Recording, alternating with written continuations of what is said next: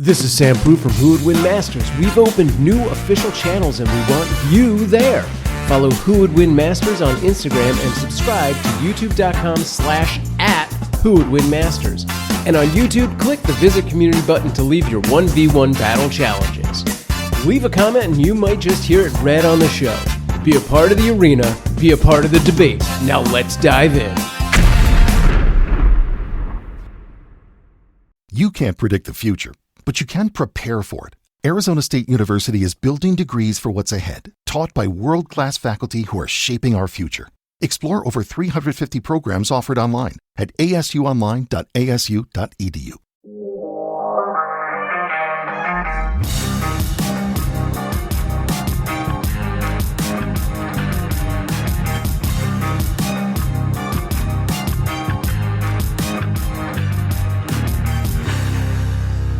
Welcome to a double-stuffed edition of the wrap-up show for Who Would Win Masters. Today we're breaking down the aftermath of not one, but two battles. We've got two polls, two guests, 2 episodes worth of comments, and 2 rays. No, that's not right. Anyway, I'm Sam Proof on all the socials, and we're talking about our 2 battles, Lobo versus Twilight Sparkle, and the first of our summer tournament battles, Raphael versus the Toxic Avenger. Representing both Lobo and Toxic Avenger were the one and only Jay Sandlin, who is back with us today, and of course, repping the double psi, see more twos, double psi wielding turtle Raphael was William Schmitt. Welcome back, gentlemen. How you doing? All right. Thank you. Doing very well. Yeah. And of course, a man who is also double stuffed tonight, coming in hot from dinner, it's Stakenas. I have never felt more like an Oreo in my entire life. Thank you for referring to me as double stuffed. There you go. We may owe them money now, or they may owe us money. I don't know how that works. I think, or at least they should give us some of those new K-pop purple Oreos, maple donut ones. Look, I'm here for any K-pop Demon Hunters purple Oreos that want to happen. It's not K-pop Demon Hunters. It's some other K-pop thing. Oh. Yeah. Honestly, if it's K-pop and not a Demon Hunter, I'm probably not interested at that point. What's the point? I'm just saying. Apparently, and this is a crazy thing, but apparently the kids are now pretending that they don't like K-pop Demon Hunters anymore, even though they do. Like that the first way, yeah. My daughter, I think, it's crazy. Would totally be like, I hated them back when it was cool. So, my goodness, no, mine who was like, I heard the music for months and months and months in the car. The only thing that she ever played was K-pop Demon Hunters, and now I mentioned it and she's like, oh, that's cringe now. I'm like, how fast does our culture move on? It was last summer. 2 hours, what are you talking about? Yeah. She's like, oh, that Golden song isn't even good. And I said, you mean that Grammy award-winning song? I'm sorry, Oscar winner that you wouldn't stop playing every day in my car 50 times? That song? Oh, wow. Yeah, you're probably right, dude. Let it go. That song's good Frozen. too. Yeah, I agree.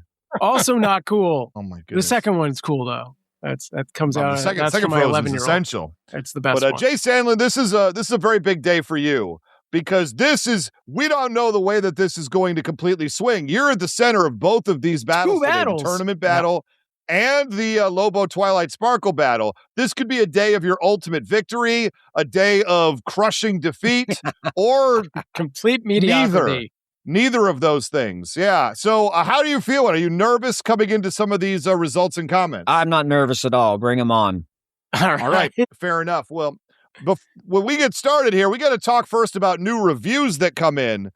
For the first time in this show's history, can I just say it, Sam, or do you want to say it? No, go for it. I'll just comment off of yours. Yeah. No, we had 2 new reviews because I checked the numbers. Again, but both of those, 2 new reviews. That's fine. We'll take it. But neither one of them left any words. They just left 2 reviews with no thing for us to read. They were speechless by the quality of the show. That's fair. I mean, that must be that's right? accurate. Right. But listen. I mean, I can't think of any other reason. What are we doing? But we did get 2 new reviews, so thank you to the 2 people who did it. I assume they're both 5 stars. I can't actually tell. Nothing actually changed in our 4.7. I guess that's fine. Every show is a 4.7, by the way. There you go. All right. That's fine. That's fine. I don't know how that works. But no words. So thank you for the reviews. Keep them coming. This is your crucial moment In the next 2 weeks, after you hear this, you got like 2 weeks to give us more new reviews, and we'll read them on the air. And if you don't, I'm leaving my own review and making Ray say stuff that I want him to say. So you could do that yourself. Perfect. But also, shout out to Snurts is in the comments right now. Hey, Snurts. Oh, what's up, Snurts? I will say that's why we usually make Sam read the first one. It's true. It's true. When it comes to those. If you use my tactic, you have to be sneaky about it. Clever. Let's do some results. Right, I think the people here I guess we'll get straight into the numbers. Right We're going to first talk about the tournament battle. The summer tournament's happening. We're going to announce with the second battle that we're going to be playing in 2 days as you listen to this, unless you're here live with us. In 2 days, we're going to be playing the second battle. You'll get that at the end because I'm sneaky like that. That's right. But we're going to play I'm going to see if Riverside wants to be my friend today. And if Riverside wants to let me do some drum rolls and whatnot. Oh, well, let's just start off by saying that this first poll will be the Mortalverse server poll. So this is the unofficial poll before people know who's repping who, before an episode is dropped. This is just gut feelings based on who, likes the characters the most, basically. It's pretty much how there we go. Yeah. So here we go. Mortalverse poll. With 75% of the Mortalverse poll, the winner is the Toxic Avenger. All right. Whoa. There you go. Whoa. How about that? Right. Get excited. So that is your SAG awards to your Oscars right there. That is, comes first. We'll see. All right. So Jay, how do you feel about winning the Mortalverse poll? I would have so many people I'd like to thank. My third grade teacher. I mean, there's like 12 people over there. Oh, okay. Yeah, there's like 12 people. It shows me that you don't always have to be the best debater. You can just be the most popular. So there you go. That's fair. That's fair. That's fair. Well, and here we go. And now we're going to have the actual Patreon poll. Official Patreon poll with 72% of the people's poll voting for Raphael, the Teenage Mutant Ninja Turtle. All right, congratulations, William. Oh, man. A complete switcheroo. Whispers of Dawn. There you go. Well, congratulations, Jay Sandlin. I am terribly sorry. That will knock you out of the tournament against the number 1 seed overall. That's true. Debater of the Year, William Schmitt. All right. William, that will move you on to the next round, so I'm so sorry, but you have to do this again. All right. That's how it works. So first off, they always say that the better story comes from the losing locker room. So Jay, I want to get your opinion first. 72% went with Raphael in this battle. Anything you feel towards the voters? Anything that you feel that that they might have missed or that maybe you could have improved? Oh, yeah. Well, I think it was well thought. I think everybody enjoyed the debate, and that's the most important thing. Yeah. 100%. William came at me with this version of Raphael that I didn't know as well as I could have, and it's definitely an OP version. So I got to give him credit for reaching and finding that one that could really roll with the Toxic Avenger. I don't think the traditional Raph could have rolled with Toxie very well. Agreed. And I think that I could have done better with maybe identifying more of Toxie's feats and opponents. I know I made a big error leaving out his opponent, the Chairman, who was basically Satan. If Toxic Avenger can overcome Satan, he can usually overcome other supernatural type guys. But even still, I think William really clinched it with that 50-foot version of Raphael. Sure. And that battlefield removal, that's really hard to overcome. So kudos to you, William. You did a great job. Thank you. There you go. And William, the lesser story comes from the winning locker room, if I take the extrapolation here. But how do you feel about the battle? How do you, anybody you want to thank personally? Well, I want to thank you guys for having me on the show. But of course, I will say that when I heard it was going up against Toxic Avenger, I didn't know about Rise of the Teenage Mutant Ninja Turtles yet. So I was thinking, how is the classic comic book version going to fare? And I thought, I'm going to get my head knocked off, right? Like, yeah, there's nothing I can do against someone who's bulletproof and can just knock a man's head off. And then I went through and just started doing some research, came across that Netflix series. And even in the beginning of the series, before they found the magic weapons and unlocked the energies, they weren't that tough. So I was like, I might have to go with the Michael Bay stuff. Which means I would have hated you because I had to watch a Michael Bay movie. But I went through and did some research there. I'm like, well, at least he's bulletproof and he's, lifted a cargo container, and I can make a fight out of this, right? Like there's some even ground there. But then when I got to the movie and I got to the second season, and they were really using the energies, and he was like, at one point he forms this 15-foot fist and punches through a subway car, right? And I'm just like, that can probably beat Toxie. And then when I saw him start using the construct more often, and then when he fought Krang with it, and that was just it clicked. And I was like, oh, that's the version I need. And that took us from like a street level where we started. Toxie was like kind of at a Defenders level, Defenders comic books, or Jessica Jones and Iron Fist and stuff. And then I think that Raph jumped up to the Avengers level and had that additional strength that allowed me to, come up with those cases that I was able to present with the massive strength difference. Because as you mentioned, Ray, coming into it, and I believe this is why the Mortalverse probably thought, it's the classic Raphael. Sure. But when you start thinking about how much that construct can lift, how it stopped a speeding news van that was going 60 miles an hour, brought it to a complete halt and smashed it into a pancake, right? Suddenly the strength levels flip, and you're like, oh no, that is stronger than Toxie, right? And able to take hits at least as well as Toxie, if not better. So yeah, I got lucky in that I stuck with the series. I saw that version, and it's the only reason why I think I won. If I would have taken any other version, Michael Bay, maybe I think it would have been more of a back and forth. But I think Jay would have took it. Mm-hmm. So Jay has some great points, and I didn't expect the mop. So nobody expects the mop. Yeah, that's right. Nobody expects the mopping Inquisition. Right. Nobody expects the Muppet Inquisition either. That's right. I want to check in with the chat, which, by the way, all of our wrap-up episodes are live with access to behind-the-scenes chat for our Patreon members. So join us at patreon.com/whowouldwinmasters, and you could be cool like Lord Sturts, who says it was a fun debate, or James, who said the first of Summer Showdown was a great debate. I was swaying back and forth the whole time. Michael Bay Raph would have been slobber knocker. Okay. It's fair. That's fair. Well, we got a whole bunch of comments to read through here.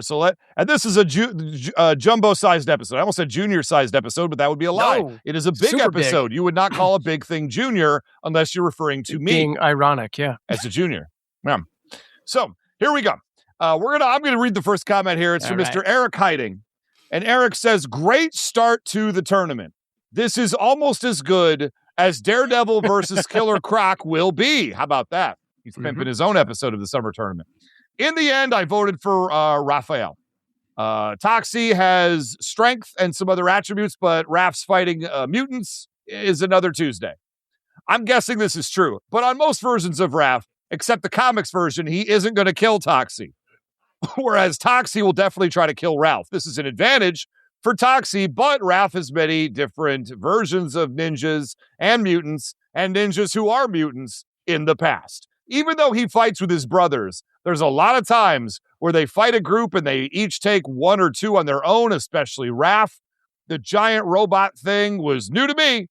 Also, the idea of Raph and Mikey as the leaders instead of Leo, apparently Donatello gets the shaft. And not just of the bow staff, yeah. Right. Toxie is a great character and could beat many people in this tournament, but I think he met his match with Raphael. Yeah, I mean, I think of all the characters that were pulled for this tournament, this was, legitimately the only one that really would give him a fight. Maybe Mr. Freeze, but I think you couldn't have matched this up any better. It does seem, especially when we start breaking down sort of which versions of the characters got used, I do think at first I was coming in being like, what is Raphael even going to do? By the end of it, on the episode, I sided with William in a very slimmest of margins because I felt that he proved what he would do. Right. Sure. There it is. But let's keep the comments rolling right here. We'll come back to you guys in a second. We got a lot to go on. All right. Yeah. The Snark Knight said, another great matchup and superb debate prep and execution by both William and Jay, who both performed like world-class fighters in their prime. Ray's experienced insight from the judge's perspective added even more flavor to the mix. As for the battle itself, it took me 2 listens to choose, but I came back on the side of Jay and Toxie. While I do believe that William effectively highlighted the power of this version of Raph, I don't really recall examples of him doing much without the teamwork and distractions his brothers can provide. In this fight, he has Toxie's undivided and overwhelming violent attention from the word go. And I just don't think he overcomes the initial onslaught long enough to ramp up to kaiju size or create those powerful constructs. Bravo, gentlemen. Looking forward to the next one. Sweet. Yeah. I mean, I think that's awesome. Well, you only have to wait about 2 days. Yeah, it's coming soon. Good news there. We'll get that all done right there. So, we got a couple comments right at the bat. We got one that says Raphael wins, one that says Toxic Avenger wins, and I think that's kind of a little bit of a theme. And that's going to be a little bit of a theme in these comments. I know the way that the vote went, but as far as the people who were being vocal about their vote go, there's going to be a lot of back and forth. So we'll do a couple more and we'll throw it back to our guest here. Snurts, who's in chat right now, Lord Snurts, he says, fan-tacular start to the summer tournament. Initially, I thought this would be a lopsided battle, but boy, was I wrong. William did an excellent job, and the 50-foot power-up by Raphael did seal the deal. Jay did well with the Toxic Avenger, and figuring out counters on the spot for an unexpected version of Raph, it was not enough, though, to convince me that Toxie could conquer this powerful and disciplined Ninja Turtle. All right, I'll get this real quick short one from Nate in, and then we'll throw it back around. Nate says, Toxic Avenger is stronger, faster, unpredictable, and then on top of that, has spidey sense and a sentient mop. I don't see it for Raphael in this one. All right. So a little bit of both for everyone. That's fair. No, anything in the comments really sticking out to you guys right now? I would. Stronger is questionable, right? The mop is an advantage. Yeah. And the spidey sense, I think I diffused the spidey sense. I do recall you coming in on that one. Yeah. Whether you take that view of it or not, that's I guess the question. So, sure. That's fair. Jay, anything jumping out at you so far? It seems like some other listeners agreed with me that the kaiju Raph was hard to overcome. It's fair. I would have given, I did even myself give the kaiju Raphael version a lot less weight because unless he's a kaiju most of the time, which he is not, I kind of have a hard time seeing that as like in the spirit of the character. Even if it's a thing he did in that series, that's fine. But he's not walking around 50 feet tall in the series. So I kind of defend back to that. To be fair, in season 2, he's using his powers all the time, right? He forms the big meat gloves with the size on them. He punches through things with the construction fist. The kaiju is only used like twice, from what I understood. Okay. Right? So I too have owned Hulk hands and have anger issues. So like it's fine. It's not a positive. I'll say that right now. Look, we got Lynn Stein right here. Hi, Lynn. Thank you for joining us. I've been gone a few weeks, but I'm back like the Terminator. I didn't know anything about Toxic Avenger coming in and certainly didn't know this version of Raphael, so I only have the arguments they gave to judge by. The mythical contracts seem a really effective encounter to Toxic Avenger's durability. The shell was proven to handle at least as much as Toxie was said to put out, and Raphael being more nimble, ninja-style fighter, I feel makes him a great counter matchup, as he'd be able to almost stunt on Toxic Avenger during the fight as he dodges around him. Yeah. Right. There is, I think, a speed advantage, definitely, with Raphael. Oh, it feels for that sure. way, at least. Yeah, I don't think that's a question, but yeah, that seems right. John Shanks says, this was a lot more evenly matched than I expected. However, even with a leveled up Raphael, he is still part of a kid-friendly franchise, whereas the comedy horror movie version of Toxie allows him to go there, quote unquote, with a level of limb think that's supposed to be limb bending brutality. Limb rending. Limb rending brutality. That Raph is not ready for. It's an interesting Toxic point. Avenger is known to point. rend limbs. Yes. Yes. Okay. Yeah. I'll go with that 100%. We'll crank out a couple more here. Forbidden Mob, buckle in. We got some long ones coming up here. Oh, you get to read a really long one next. Good luck, Sam. Forbidden Mob says, this is how we love Forbidden Mob. Thank you for joining us. This is how you start off Summer Game Fest. Summer Game Fest. I was at Summer Game Fest. I'm completely aside right now. It was wonderful. They did it right. They did it right in the courtyard where the office I work in. So they had to let us in without like press badges or anything. Because what choice did they have? What are they going to security to stop me from going to work? You can't do that. So I got to go to Summer Game Fest, basically just walking around. I was the only person with no credentials and nobody batted an eye. I felt like a VIP the whole time. The show finally paid off, except that I realized that's not what's happening there. Anyway, this is how you start off Summer Game Fest. You are right, Forbidden Mob. Ninja Turtles, Green Lanterns, a mop that would put Spider-Man's web shooters to shame, and acid urine. Lol. That's right. In all seriousness, this episode was amazing. These guys over-prepared, and it showed. I've never been so back and forth on who was going to win between points. I knew nothing of this version of Ninja Turtles. Sounds amazing.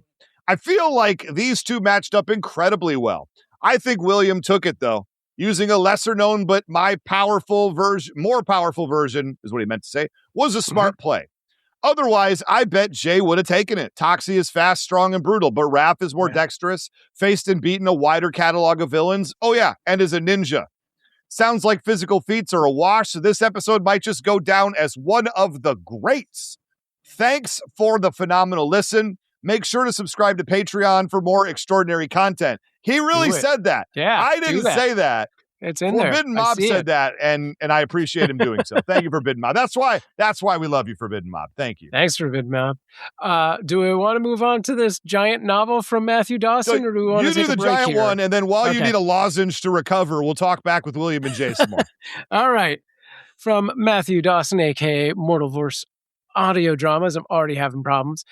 I think there'll be controversy with this one, specifically William Schmitt's choice to go with the Rise version of Raphael instead of the traditional one. I was perplexed by this at first, too, but then had a thought. There is no quote-unquote traditional Raphael. TMNT has so many iterations across so many mediums, and each one of them are so different. He could have gone with the original cartoon one and included some Toon Force feats, or the comics that are much darker and grittier, or the most recent Mutant Mayhem version that focuses much more on the teenage aspects. Each iteration of Raph is different enough to where I don't think you can lump them all together and have the same cohesive argument you would have if you just focused on one. That's fair. And in that case, why not go for the one who is the most powerful? The one who flips all the typical hothead tropes that Jay was prepared for. Going for the anime-inspired one was a super smart and legitimate choice that Jay really had no shot of countering, and that's not a dig at Jay Sandlin. How could he? He'd have to prepare counter-arguments for all of the dozens of different incarnations of Raph, which would have just been too much. Teenage Mutant Ninja Turtles isn't Batman, where there's clearly a main version that all of the others are adapting. Every version of TMNT is valid on its own merits. However, I will say that my brain kind of tuned out all of the 50-foot tall mech construct nonsense. Felt like unnecessary overkill that risked taking this battle from competitive to not at all interesting. I mean, it is a fight. Is it a fight if Raph can just step on Toxie? Disagree on how point number 3 was handled aside. I'm giving this one to William with Raphael. He had a good strategy that took everyone by surprise, and I'm prepared to defend him in the comment section.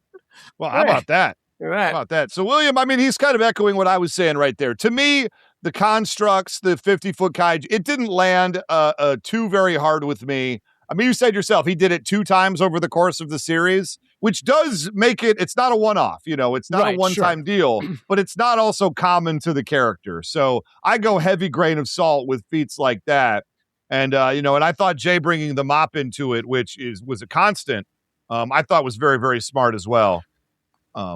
As far as this battle goes, at least. Sure. Yeah, we just heard like there are many versions of Raphael.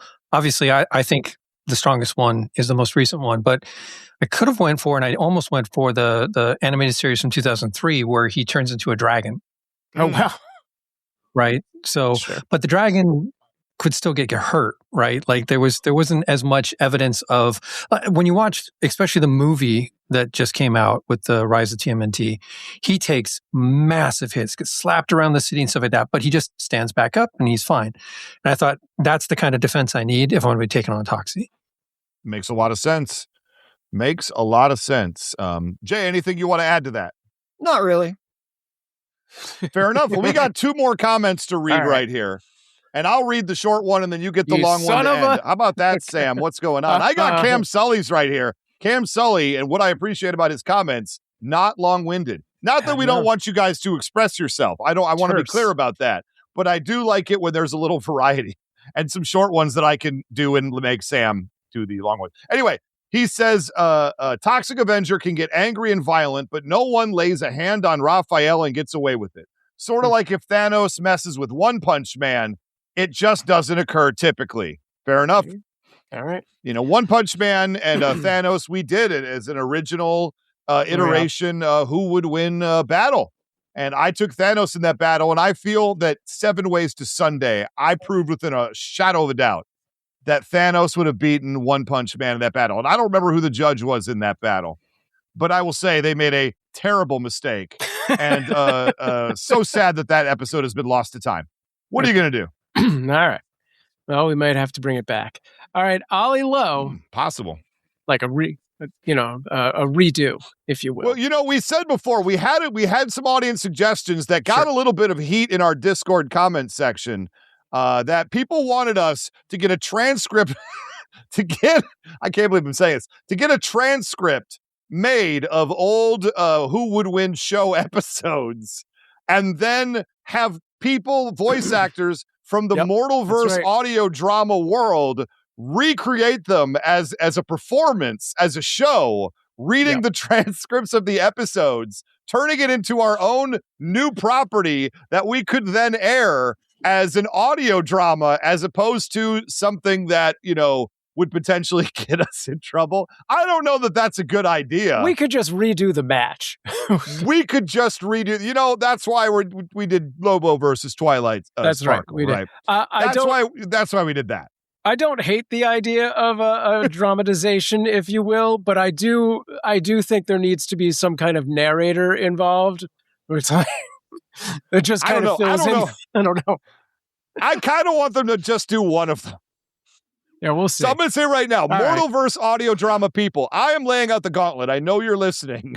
If you want to pick one old battle and you want to do it as an audio drama, I don't know, man. It seems like a terrible idea, but maybe we'll let you do one.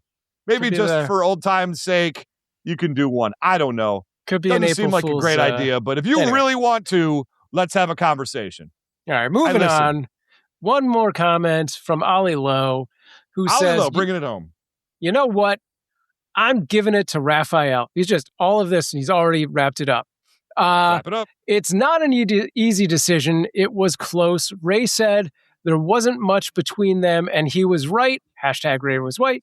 Ray was right. I mean, still correct, but not the intention. All right, look at that. Just a few things pushed it over the edge for me. Jay went through a list of all the different things that Toxic Avenger has survived, being shot, punched, etc., but he didn't mention being stabbed, so maybe that's his kryptonite. A dagger. A dagger is his kryptonite. Anyway, also, the 50-foot Green Lantern-esque version gives him the ability to battlefield remove Toxie. Also, the point was made that there won't be toxic waste around for him to soak his mop in. And also, I think this version of Raphael's feats scale higher, though I found it interesting that both combatants were making the argument that they basically fight the equivalent of the other every week. Not having the other turtles will hurt Raphael somewhat, but I don't think it'll be too detrimental. After all, just for benefit of Ray, it's not like they're facing the Russian Guardians and will need all 4 of them to even have a chance. Ninja Turtles versus the Russian Guardians. Now, that's the match the Mortalverse audio dramas should bring back and do. That sounds fantastic. Let's do that. Approve rubber stamp. The fact I predicted William would face Matthew Dawson in the final has nothing to do with my decision, honest. Nothing at all.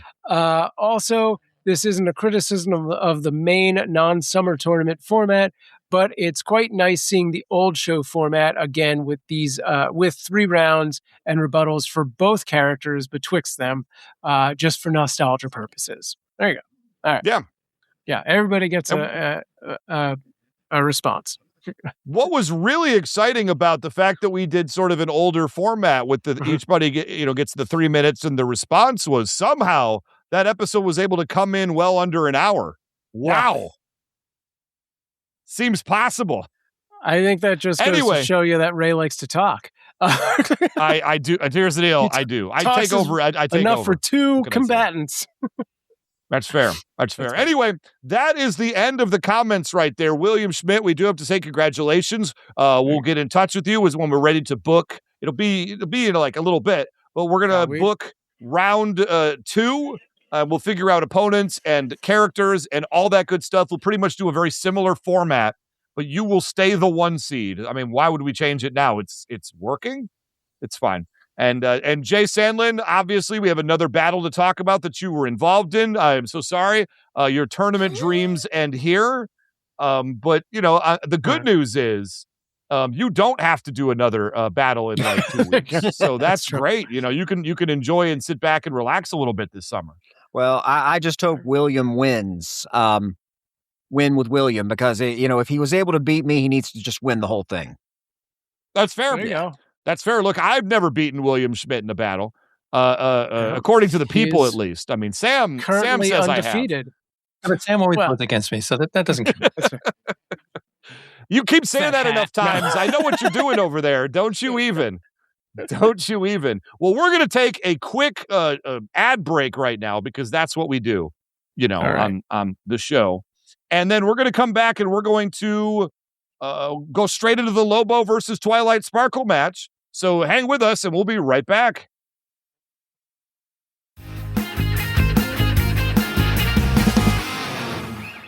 This episode sponsored by Minky Couture.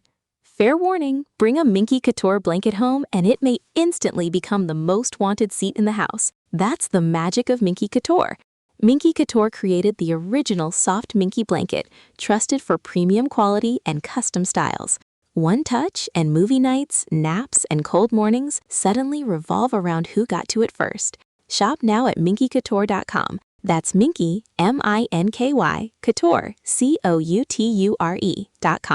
Go to minkycouture.com and get your Minky Couture blanket now, before everyone in your house claims it is theirs.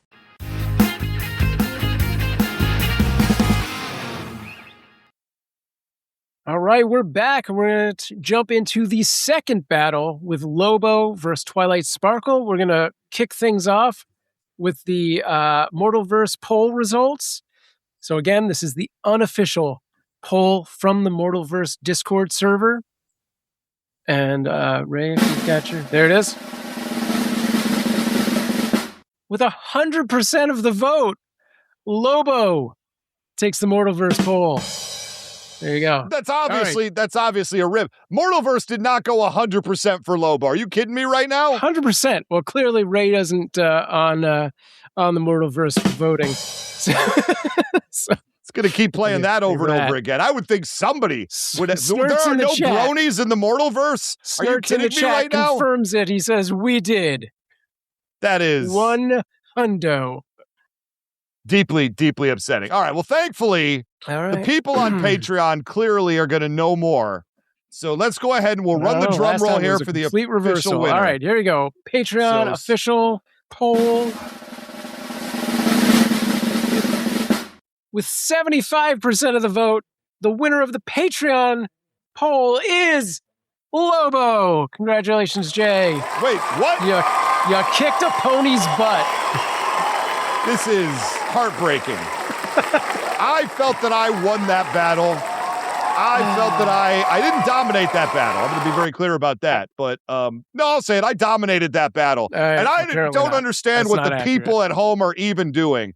I only got 25% of the, and it wasn't like only like 8 people voted. There was a good number of people who chimed in. It was a good turnout, and I only got 25%. Where are you Rainiacs? Where are you awkward allies? I really wanted this one. I was already disappointed in Sam. I'm very happy for Jay Sandlin. Let me say that now. Very happy for him. They heard your anthropomorphic palm tree argument, and they were like, nah, that's nuts. It's a but great actually, argument. They're dates, guys, that palm trees grow. That's fair. That's fair. No, I want to say congratulations to Jay Sandlin. You won the Sam vote. You won the people's vote. You have absolutely come back. You're basically like a Super Saiyan. I may have killed you in the first matchup, but you did nothing but come back stronger with a higher power level in the second one. And now I'm terrified. Because where do you go from there? My power level doesn't go up. It just means that we're 1-1 now. It's fair. Yeah, there you go. Fair.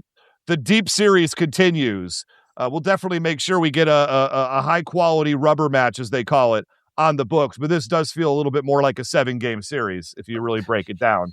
But I do want to say again, congratulations. Lobo is tough to beat. Lobo and Twilight Sparkle is a tough matchup. I think going in, the fact the Mortal vs. Poll had it at 100%, and I was able to carve off 25% of it, I guess is worth something. That's a win of its own, I guess. Yeah. I guess. I say it when other people do it, so I guess I have to believe it for myself. But I did feel that my arguments were better than 25%. Let me say that right now. I agree. Shame on you. I agree. I think Ray's arguments were fantastic. They were just abstract. Twilight Sparkle's powers are kind of hard to grasp. It's hard to vocalize. It's a visual medium.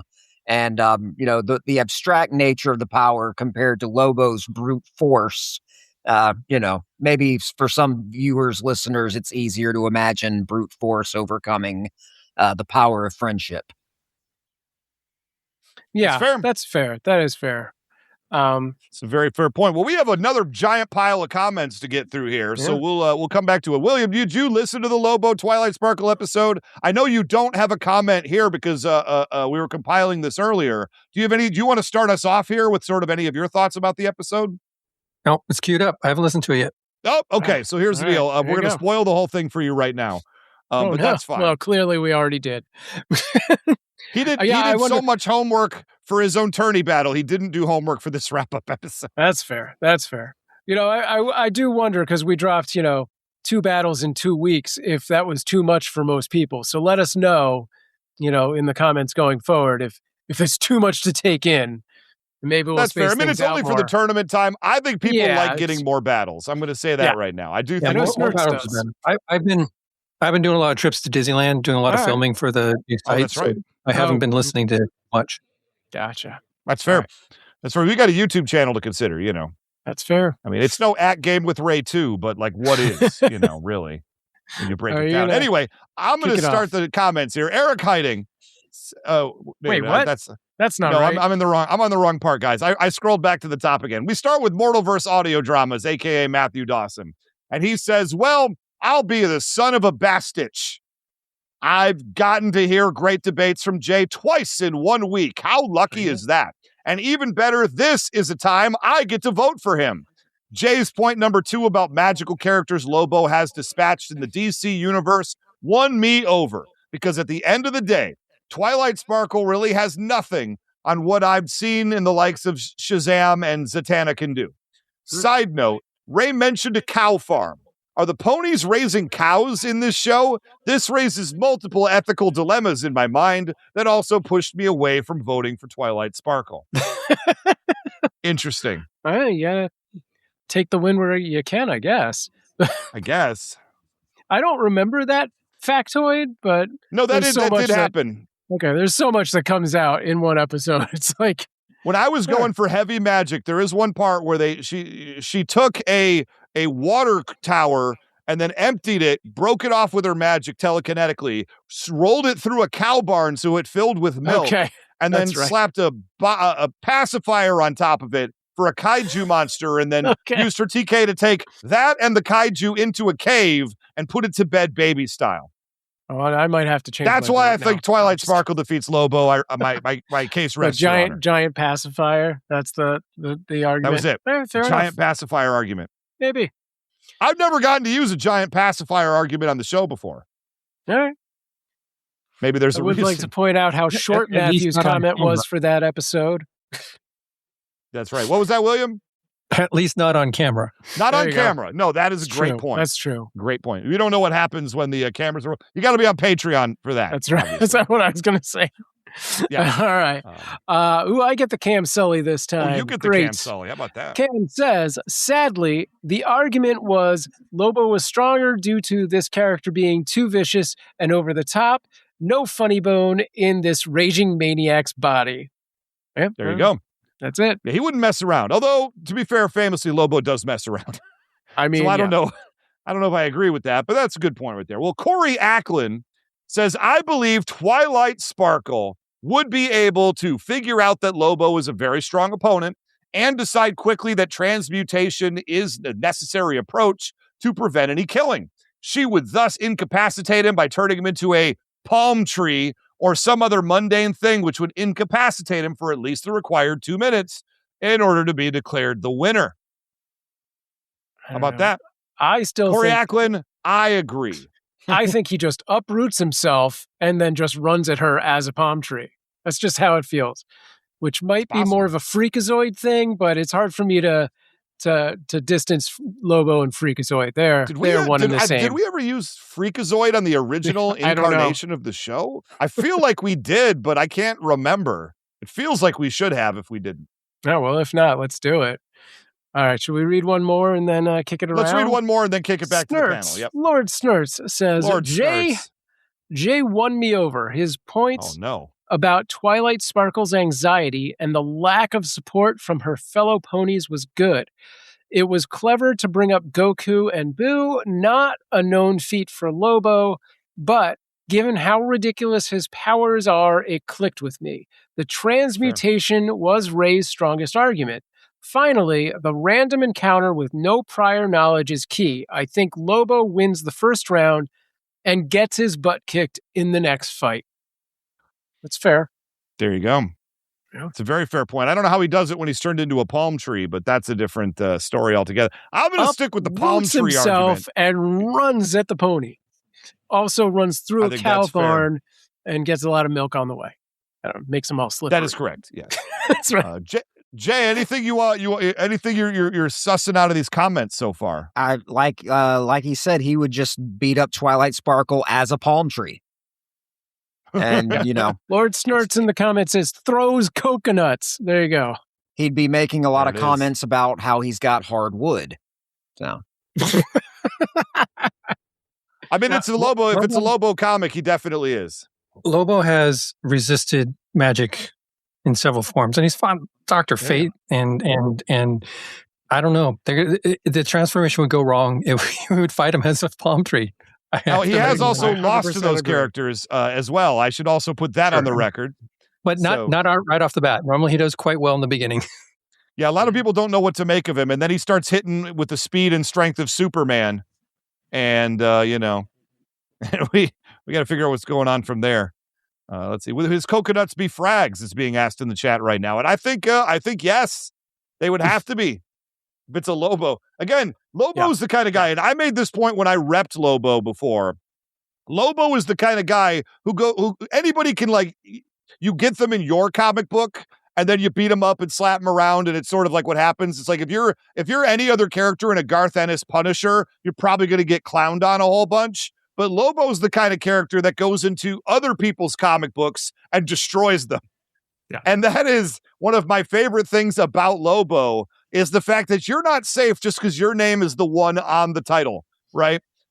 You don't get any writer's credit for that. They want Lobo to come in and disrespect you.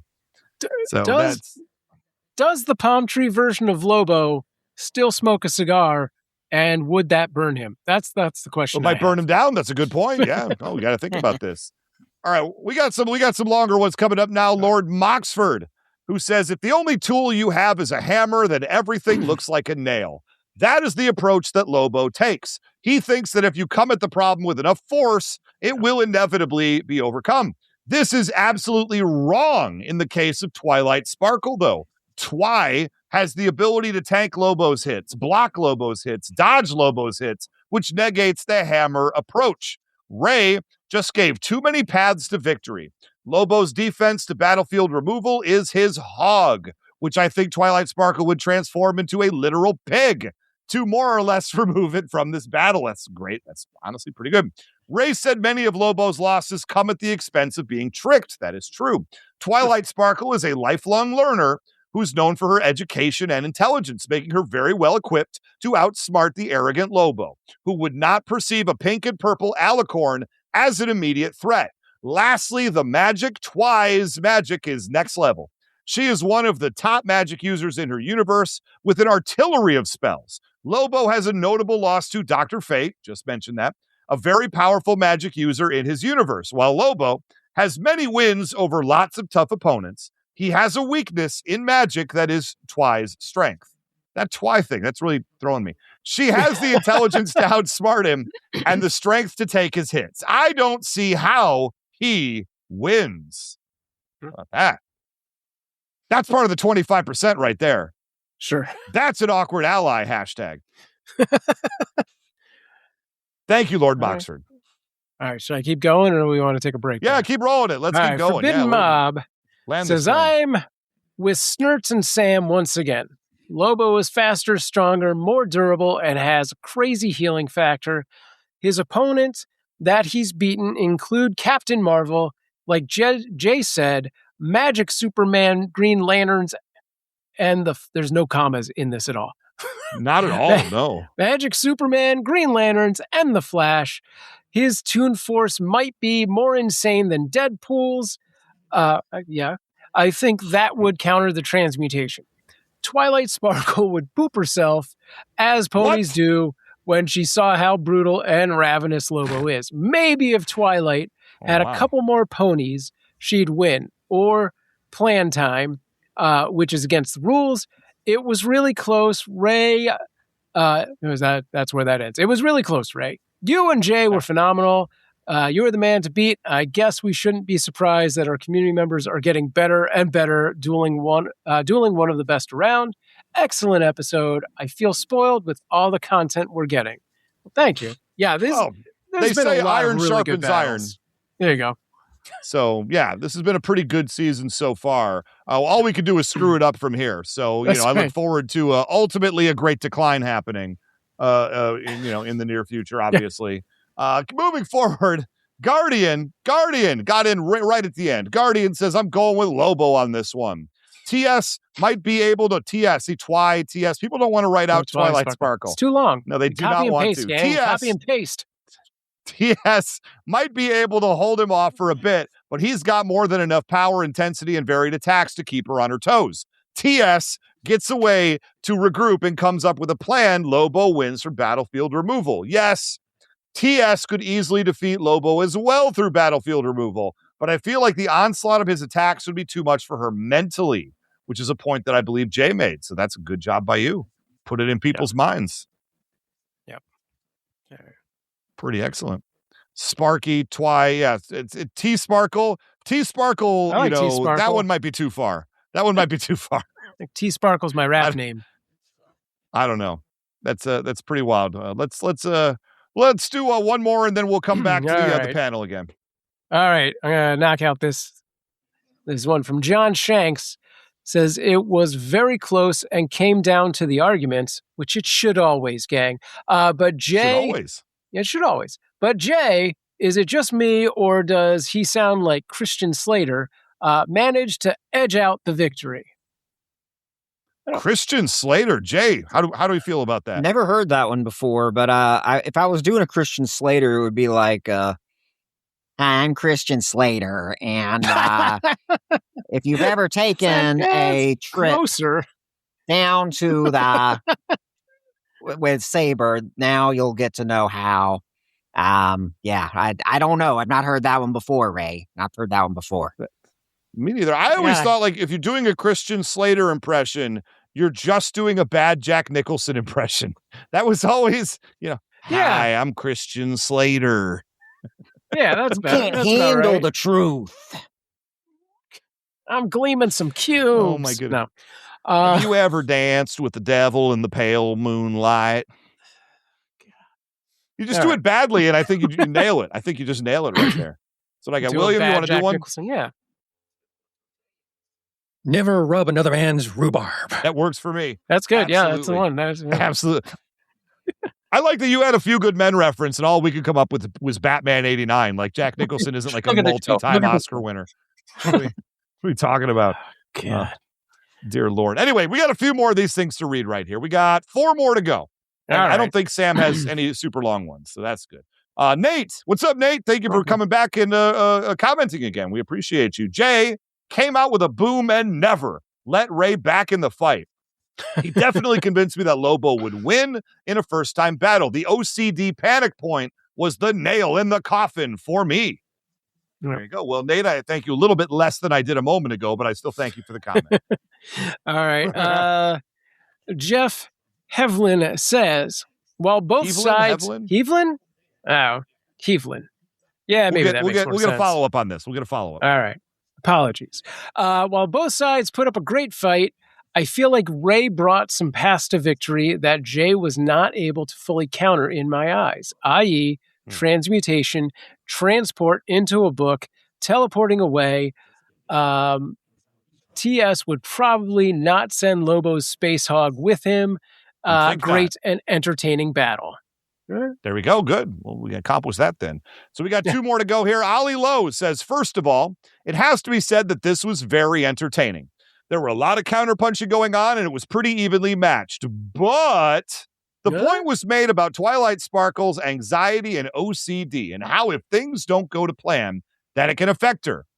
I thought I countered that pretty well, but multiple people are bringing it up, so apparently not well enough. I think it's probably safe to say that she's likely never encountered anything quite like Lobo before. And yet, Lobo has beaten magic users, as was pointed out. So while a magical horse might be something unusual, or will she be? The DC universe is a big place. Who's to say there isn't a planet where unicorn hunting is a hobby? Seeing her at initial engagement probably isn't going to throw him too much. Do I see her winning a second encounter with the prior knowledge and prep time? Absolutely. But first encounter, I think Lobo probably shades it. How about that? Yeah. I think somebody else had mentioned Lobo's going to see a cute little pony horse and not care about it. But also, or he's going to be like, I've never eaten one of those. That's my That's fair. He does love his space dolphins, though. So maybe, he will be triggered by cute things. Could be. I'm hopeful for that. Some bunch of trapper keepers in his backpack where he's just like, oh. All right. Did I tell you I had a trapper keeper when I was in elementary Lisa school? Frank collection. All right. I misread what it was because it was this beautiful sky, right? Like a sky. And what I thought were just like a bunch of like balloons flying through the sky, and it was very colorful, and there were like clouds. And I remember thinking to myself, like, this is kind of BA, I mean, they got this cool little image, it's colorful. And then I bring it into school, and then like the first week of elementary school, one of the other kids goes, why you got like hearts and stuff all over your trapper keeper? And I said, well, those are balloons. And then I took another look at it, and they were absolutely hearts. Magical hearts flying through the sky as if out of a My Little Pony cartoon, which I was definitely not into at that age. Sure. And you know what? My soul died a little bit that day. I think that's the beginning of my villain origin story. All right. I don't know why I'm even sharing this, quite honestly. Y'all got me bamboozled here with these losses. Okay. We got one last comment, and then we'll kick it around. The Snark Knight says, another banger. This is well argued on both sides. Ray made a great case for Twilight Sparkle's incredible, versatile magic power set and provided several ways that she might win, but Jay counterpunched effectively and had an impressive list of OP DC magic users who've lost to Lobo. I'm with Sam on this one. I do think Twilight Sparkle would eventually figure out a way to beat Lobo if she had the time, but I don't think the main man is going to give her that luxury. Yeah. There it is. There it is. There it is. The people are pretty well entrenched somehow in favor of Lobo, in favor of you, Mr. J. Sandlin. Any last words on the Lobo Twilight Sparkle battle for the people at home? Hey, the only last words I have are, Ray, we're 1-1. I want the rubber. That's right. Hybrid. No, we are not referring to that, of course. Not here, we're not. On the episode. Not here. That's Who Would Win Masters After Hours, a very special. That's right. No, that is not a thing. Hosted by David Duchovny. It's going to be great. That's right. David Duchovny and somehow also Dave Attell both work together. Fantastic. Who has that wonderful comedy special. Anyway, that is going to do it for comments. We are going to put that's to rest. We're going to come back after this ad break. We're going to read a couple of emails about the battles. We're going to talk about some quick battles off Discord, find out what the next battles are, and talk a little bit about what we've been watching. So there's plenty of stuff yet to come. You make your own choices, but I will say right now, here is an ad break.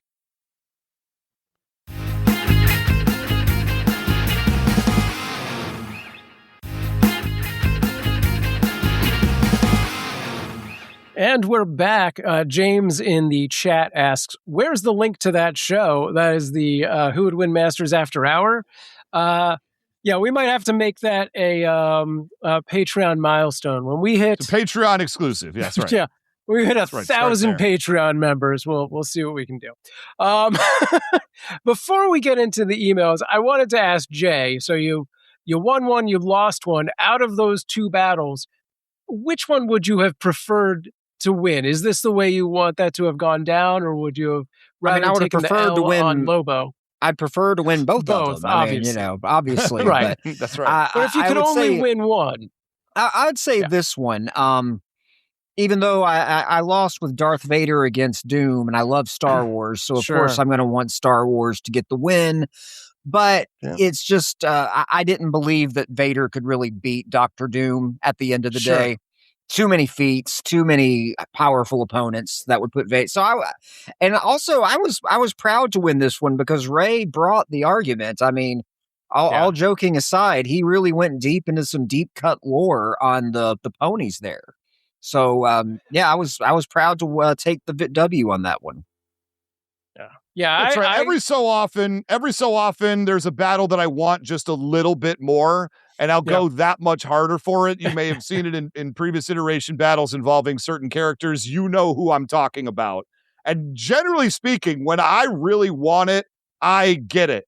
And this one losing stings a little bit because I really wanted this one, my own personal redemption, and then did not get it. You just got to, that's life sometimes. I've still also never won a match with RoboCop. So sometimes life punches you like that. I do have to say that I think this was, Matthew Dawson made that tier maker for our episodes, and I feel like this is definitely an S tier episode. I think this was well done. And really, really fun on both both angles. My chat's going a little weird and like freaking out, so it's distracting me. But is that happening for you too? Close that and open that. Oh, Riverside. Scroll up a little bit. Riverside. Yeah. I thought closing it and reopening it would do something, but it just is still doing that. Okay, let's move on to emails. It's time for the email song. We got to hear the email song. Let's hear from the community. Reading emails is our destiny.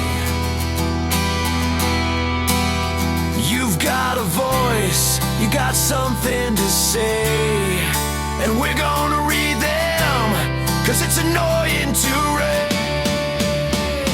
Now it's time to end this song. Gotta end it. Before it gets to be way too long. Don't want that. Too late. Oh no. This intro, which would be wrong? It's Who Would Win Masters. Email time. Oh my goodness. It's Who Would Win Masters. Email time. me trying to shout along with the email song is probably not the best radio anybody could be hearing. Anyway, I've got emails from Luke, our good friend Luke, friend of the show. Right. Thank you, Luke. I've got a 1-2 punch of emails, one about the first episode we talked about today, one about the second. So here we go. Kitty, calm down. Luke says, Dear Ray and Sam, I just listened to the first episode of the first anime Who Would Win Masters Summer Tournament. I don't know why he said, maybe he meant annual. He said anime. I don't know. I just copy and paste. Yeah, maybe it was a autocorrect. There you go. The Toxic Avenger versus Raphael. Nice dudes. A rank, good start. Personally, I think Raphael wins this based on everything I heard. There's no need for me to echo anything, but full disclosure, I've only seen 1 or 2 episodes of Rise of TMNT, and I didn't really care for it. Oh, no. Maybe I'll try watching it again to see if my opinion changes. Let us know. It's just that I grew up watching the 2012 TMNT reboot and some of the 2003 reboot, and I personally find that the 2012 reboot is and was my favorite. But I still wanted Raphael to win because obviously I like the TMNT. Hashtag TMNT forever. Hashtag TMNT 2012. There you go. Sure. And to follow it up with part 2, Dear Ray and Sam, this rematch battle was a pleasant surprise. Lobo versus Twilight Sparkle. This one gets a big fat A rank, not S according to Luke Sam. Sorry. A rank, but a fat A rank. That's like a good A. Cool, good joke, Sam. You're getting better as usual. Thank you.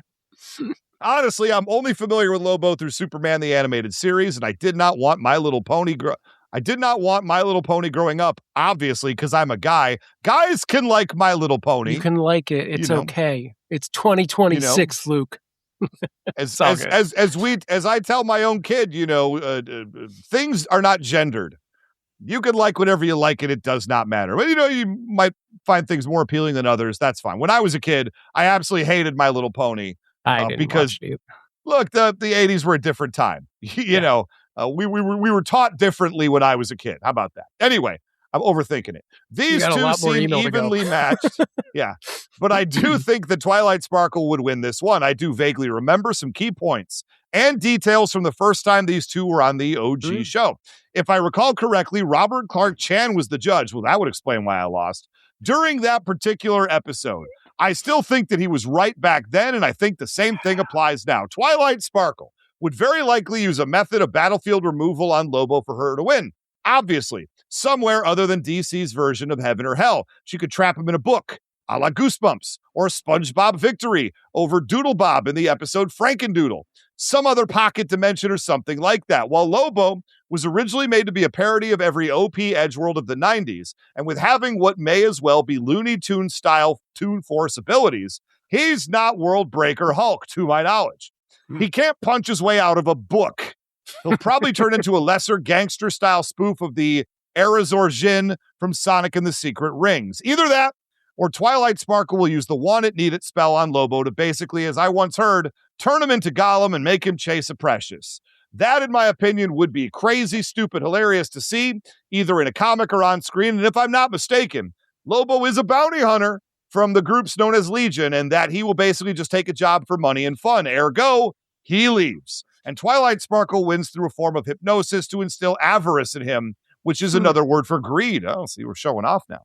Even if Lobo summons copies of himself, all of them will be affected by the Want It Need It spell. So, hashtag Ray is right. Hashtag Ray was robbed. Hashtag main man maimed. That's a good one. Hashtag Lobo greedy. Hashtag magic. Thank you. And I hope you guys enjoyed Sonic's 35th anniversary like I did. Thank you, Luke. We appreciate you very much. Interesting. We appreciate your emails. Yeah. Interesting take right there. Did that change anybody's mind out there? Did those emails make you wish you voted for Twilight Sparkle instead? Well, you don't get to, so you should have thought about that earlier. Here we go, everybody. We are in the home stretch right now, and actually not running not ridiculously long. I think we're being very mindful of time because we know it's a lot. Quick battles. We got. I chose 4 because I was just going to do 3, but the 4th one I thought was too good. So Ollie Lowe, I'll do the first one. You do the next one, Sam. Sure. Ollie Lowe is Battle of the Frauds. Zap Brannigan from Futurama versus Gilderoy Lockhart from Harry Potter. For some reason, I was thinking about this earlier, and I have no idea why. Military leader of questionable skill versus author turned school teacher, also of questionable skill. Both have an ego. both have a streak of vanity.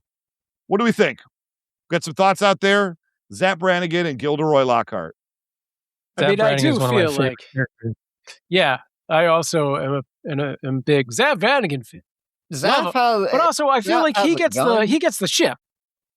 Yeah, and I think he has a gun. I mean, yes, Gilderoy Lockhart has a wand, but have they ever fired it? all of his spells are just memory related, right? So he just maybe leaves.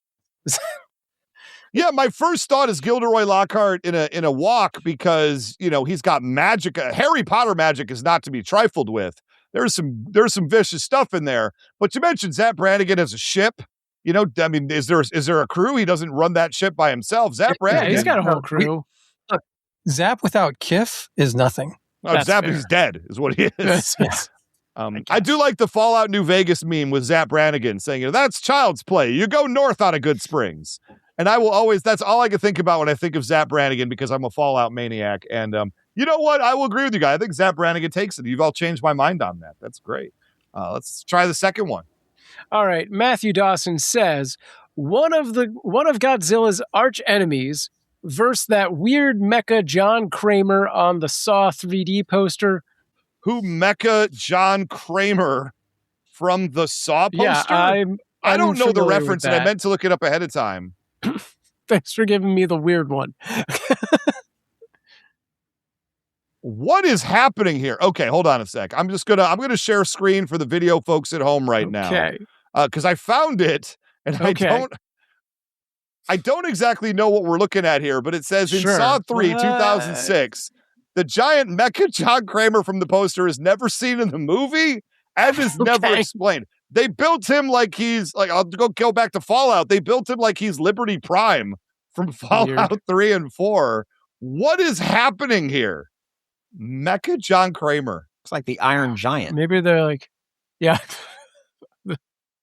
If the Iron Giant was in Saw, yeah. Maybe they were like, one day we're going to take that Easter egg and make something out of it, and that day has never come. Well, the question I would have, does Mecha John Kramer also have incurable cancer? Because that would be, he's not doing well in those movies. He is not a physical specimen. Fair. It also looks like they didn't finish building him yet, which is going to be a big weakness against Mecha. I got to go Mecha Godzilla here, although I didn't know this poster existed, and I'm so glad we looked it up. That is, look it up at home. That is weird. That is weird marketing. The second Death Star also did not look like it was finished, so I wouldn't put too much weight on that one. That's a great point. But the second Death Star didn't blow up any planets, to my understanding. Nope, just ships. Just ships. So, I'll put it out there. Okay. Now, battle number 3. We've got the Tick versus Obelix from the Asterix, I believe. You guys know Asterix? That was was it like Danish or Swedish the Viking comic book from like the 50s and 60s for the Vikings? You guys know this one? Okay. Matt's maybe too old school or reference. Yeah, like I only know about this because this is such a weird thing, but there's someone from New Zealand who frequents our 24/7 kitten cam chat, and she brought it up because I have my nickname for a long time was the Internet Viking, and she mentioned that, and I was like, I have no idea what you're talking about. But I do have to say that I absolutely love the Tick, so I don't even want to hear the battle because I'm very biased on the Tick side. I mean, this guy looks like he is kind of a send-up of what the Tick is, and he's nigh indestructible. He's wearing, I thought it was a barrel, but apparently it's just really big barrel-esque pants. Yeah. With stripes on them. I'm sharing for the video people right now. Asterisk, and I got this wrong. It was a French comic from 1959 about, I guess they're not, I assumed they were Scandinavian. No, they're Gaul. They're French warriors who defend their village from Roman invaders, set in 50 BCE. So there you go. If you don't know Asterisk, like if you consider yourself a comic book fan, just, I'm not saying you got to go out there and buy the omnibus, but familiarize yourself with them just a little bit. It's like, it's the equivalent of knowing about a comic like Bone, right?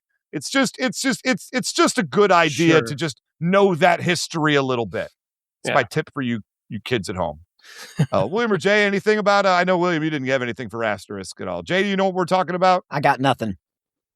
That's fair. I would still go with the Tick though. I agree. I can tell you everything about the tick, including he has pockets. You know what? That'll help. And he's wearing good. a shirt. That's where he's going to keep final one here. I added this one at the end. Ben J got in saying, who would win between Parasite and Ms. Frizzle from the Magic School Bus? He's a walking flu virus plagued with pneumonia, but she's got a bunch of 9-year-olds piled into a Magic School Bus to explore how the body works. I guess the notion is who would get Ms. Frizzle sick first? Would it be Parasite or her classroom of 9-year-olds who sneeze without covering their mouths? That's a tough one right there. That is very tough. You know, Ms. Frizzle, though, we should do Ms. Frizzle versus, what is it, Mary Poppins? I think there's some value in that battle at some point. It's interesting. I'd be willing to hear that out. Somebody on board for it. All right. So Magic School Bus, nobody. I really have. I thought I picked out some dynamic battles, and I'm getting the blankest stares right now. So we're just going to go ahead and move forward. I think Magic School Bus takes that one because they've several times shrunken down to the size of atoms. So I think what's a flu virus going to do to them? So does Miss Fizzle? Does she get the Magic School Bus? Is she fighting with the bus? Well, sure. I would have to say yes. Well, then there's no question. Right. They can drive them to Pluto where they take their helmet off on Pluto. Yeah. Fair. Poor Arnold. Sure. That's fair. William, what you got? I was going to say, I think I would substitute for Typhoid Mary would be a better. Typhoid Mary. There you go. Interesting. All right. I like that. So here we go. We're in the final stretch now. We're going to talk about what we've been watching / playing / enjoying. Let's see here. So I'm just going to open it up right now. I've started rewatching again my Lupin the Third season 2 DVD sets. It is also available for free on Tubi, which is a delightful place to watch it as well. I'm like 30 some odd episodes deep, but there's like 165 episodes or something in this series. There's a lot of it. There's many, many discs in this collection. If you don't know Lupin the Third, the world's greatest gentleman thief, it's an anime from the 1970s. All the way up to today. It's one of the most popular animes in history, and the youngsters here in America probably don't know a ton about it. It's not your standard anime fare. This is a little bit more of a comedy anime, and it's about capers, and it's about heists, and it's about disguises, and like you could see a lot of DNA in the Mission Impossible movies was lifted straight out of Lupin the Third. And the thing that, I'll just say it out loud, one of the things that's real weird about watching it is that the way we dealt with races in the 1970s was a lot different than how people talk about it now. It's a little bit like watching old Scooby-Doo episodes where they'll do some things that are a little scandalous. But Lupin the Third, everybody, check it out. It's on Tubi. It's one of my favorite shows of all time, although I now have all 6 seasons of all 6 TV shows, and every TV series is its own deal. Like they don't build. This isn't The Office 6 seasons. This is 6, like I said before, 160 episodes. So series 2, I should say, has like 5 seasons in it, right? So how can you go through all that and not mention Cliffhanger, the Laserdisc video game? You know what? Cliffhanger is what got me into Lupin in the first place. I was at, back in the Detroit area when I was a kid. We're going to do a lot of Ray as a kid stories for somehow today. We had Little Caesars pizza playlands as opposed to a Chuck E. Cheese or a Showbiz. Those existed too, but were Detroit. So we had a Little Caesars version of that. And in the back, there were like arcade games in sort of the play area, like you play on top. And then they had a hollowed out area underneath it for arcade games. And the one that caught my eye was beautiful and interesting. It was called Cliffhanger, and it was way too hard for anyone to play. It was a basically unplayable game because it was like Dragon's Lair. And if you know Dragon's Lair, you have a joystick and one sword button. In this Cliffhanger, they took clips from the Castle of Cagliostro, I found out later, which is Hayao Miyazaki's, one of his first movies, was a Lupin the Third, was like the second Lupin the Third movie, which is phenomenal. It's one of the best straight out movies ever made, in my opinion. Castle of Cagliostro. I'll say that with no shame at all. One of the best movies ever made. If you know Miyazaki, you already kind of know what kind of excitement you're going to get. But you had a joystick and you had 4 buttons, one for each of his 2 hands and one for each of his 2 feet. And you just sort of had to, with context clues alone, figured out when to press buttons, and you were just going to die repeatedly because it didn't really give you a lot to work with. But it was beautiful, and it stuck in my head. Yep. So later, when I was at a Suncoast movie, when I get old school, Suncoast movie studio, I was looking at their anime section, and I saw a picture of Lupin. It was Castle of Cagliostro on VHS, and I go, that's Cliffhanger. What the H is happening? I immediately bought it, took it home, and watched it 3 times. It was great. It was great. Way too long a story, but cliffhanger. It's a lesson. It's a lesson in user experience design that Dragon's Lair had lots of cues that kind of guided you through the game, and little flashes here and little like motions and stuff to draw your attention. Right? The Cliffhanger just said no. Let's let them guess, and gave you more buttons to work with. Yeah, and here's a lot more buttons to press. Absolute absurdity of that game. I did see on eBay for like about 2-3 some odd years ago, they were selling a cabinet for like $1,000 of Cliffhanger fully working. And at the time I was too poor. Also, I didn't want to try to explain that to any of my other family members. So it sadly did not work out for me. But if I ever see it again, we're buying that sucker because that has meaning to me. Anyway, Sam, what are you watching? I meant to not be long, but that was long. Yeah, so sure. Here we go. So yeah, I also did a rewatch. My in-laws are in town, so we were kind of looking for something fun that we could all watch together. My father-in-law is kind of a bird lover, so we watched a show called The Residents, which is a whodunit that takes place in the White House, and it stars Uzo Adubo's from Orange is the New Black. As awesome. Cordelia Cup. She's the investigating detective who also happens to be a birder.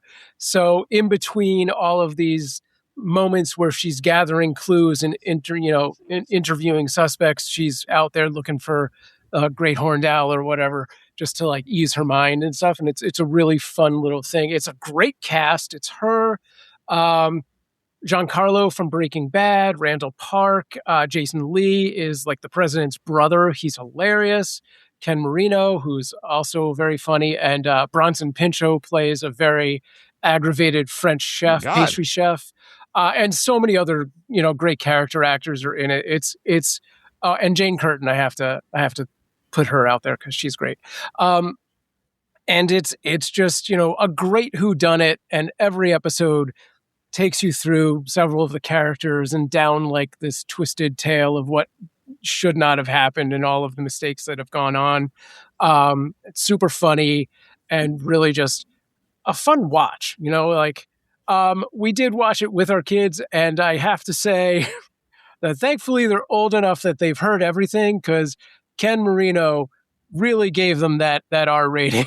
I think it's really a TV mature rating already, but he like the first 2 to 3 episodes, every sentence he says has the F-bomb in it. So if you've got sensitive ears, maybe not this one, but I want to check this show out now. It's that sounds so great. good. Yeah, it's really fun. Ken Marino, of course, from MTV's The State, very famously is the "I want to dip my balls in it" catchphrase guy. Who carries 2 ping pong balls with him and just says what he wants to dip it in. That's right. Louis. That's right. It's a wonderful thing. Jay Sandlin, what have you been watching lately? Well, I saw the new Toy Story movie. Okay. I saw Masters of the Universe. I would give Masters a solid B+. I won't spoil it for anybody, but it was the characters all looked great. They were pretty authentic to the toy line.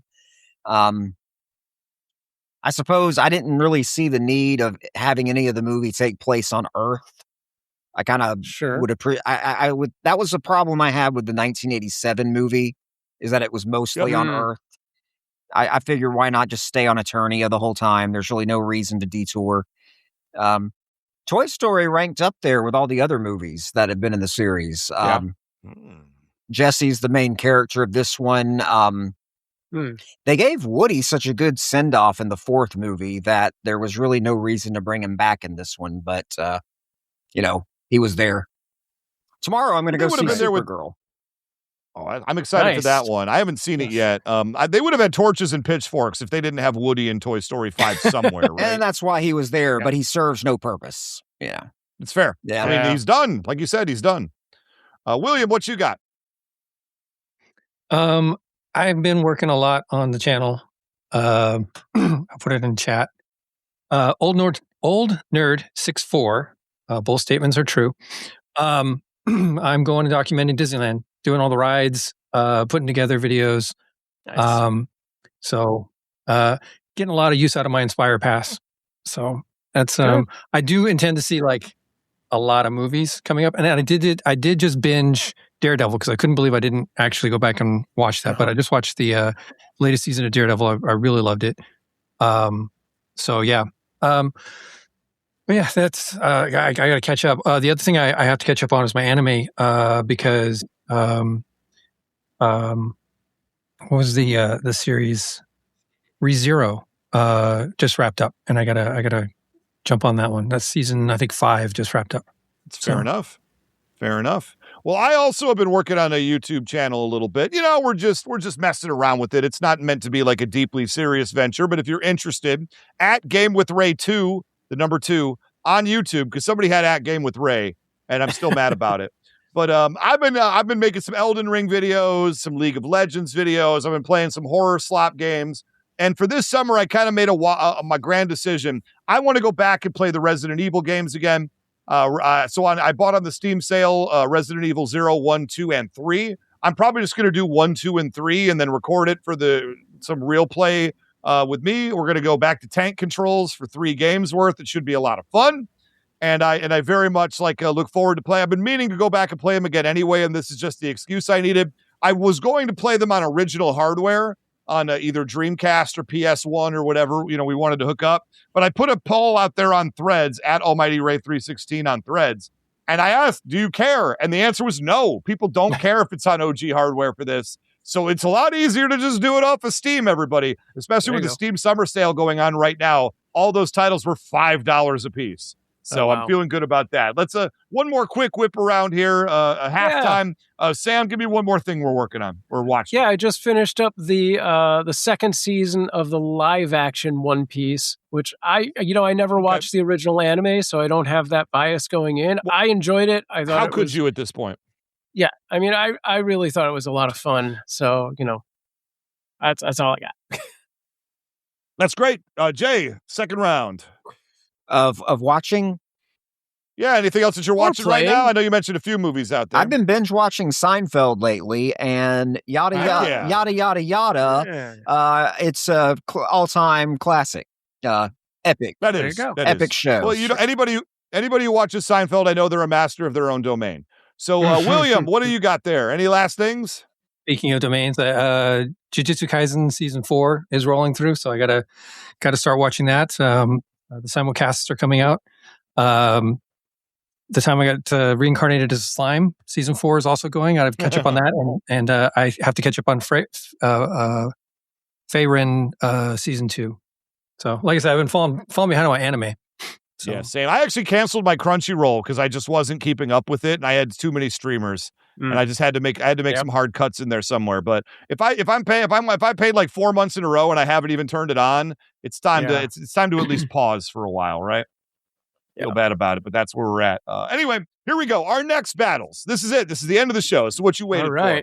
Our tournament battle. Our tournament battle is going to be Chewbacca versus Mr. Freeze. That's right. We have Delvin Cox versus Matthew Dawson, 2 friends of the show, and they're going to be going at it super hard, and we're going to have a good time doing it. So be ready for that in 2 days. And next week, my battle on who would win Masters proper. That doesn't seem right. Every one of these battles is a gift. We're going to stay in the DC universe and go DC versus Marvel. We've got Guy Gardner, the Green Lantern, versus Nova from Marvel Comics, 2 intergalactic cops going head to head with each other. And we brought on Joe Slepsky for his debut. Joe is the host of the Joe on Joe G.I. Joe podcast that recently my other show, Knowing Is Half the Podcast, just did a 1-on-1 with him where he came on our show and I went on his show. And he was a delight to talk to. He's a truly delightful person. And I hope you enjoy him coming on and giving his take on how to do a battle in the Who Would Win Masters universe. So we've got Guy Gardner versus Nova, Joe Slepsky, Matthew Dawson. Get that poll up on Discord right away. There you go. You're going to hear that one next week. Get it up. I'll post my graphic soon. So, gentlemen, thank you both for joining us. If you have any final thoughts or you want to pimp your own socials, go for it. Jay, why don't you start us off since you were in two episodes? Thank you guys for having me. It was great. I don't have a lot to pimp. So just find me on, actually, Mr. James in the chat asked a good question we didn't answer. What would your guys' characters be for a third match? So, I missed that one. I hope, I hope we answer that in the near future. That's right. That's right. All right. We got we were building up right now the next few debaters. I will say that right now. We're bringing back some favorites from season 1 that we haven't heard from in a little while, and I'm very excited about that. But also the hopper's still open right now. The hopper is still open. So if you want to email, and I'm sure we'll talk about it, but if you want to email whowouldwinmasters@gmail.com and you would like to come on and debate me, bro, I've got some cool guests coming out. And I'm working some angles right now to get some people that have never been on the show before. Would be awesome, as well as, some returning favorites. So, but we'd love to get you in there too. So what the heck? William, maybe you think about sending in a 1-minute demo and coming back sometime. Can I just splice together my last 2 battles? Maybe that's good enough. Give that's me a probably highlight good reel. enough. There it is. All So right. those are our next 2 battles, everybody. Sam, I'm going to let you take it home from here. Oh, wait, did we let William do his thing yet? Let William. No, we didn't. I just started talking. oldnerd64.com on Instagram, on YouTube. So oldnerd64. All right. Well, that closes our polls for these 2 awesome battles. But if you have more thoughts on them, join us over on the Discord. And of course, make sure you're signed up to the Patreon, patreon.com/whowouldwinmasters for the next 2 polls. And, all of the other great content, Ray's Game with Ray videos and such.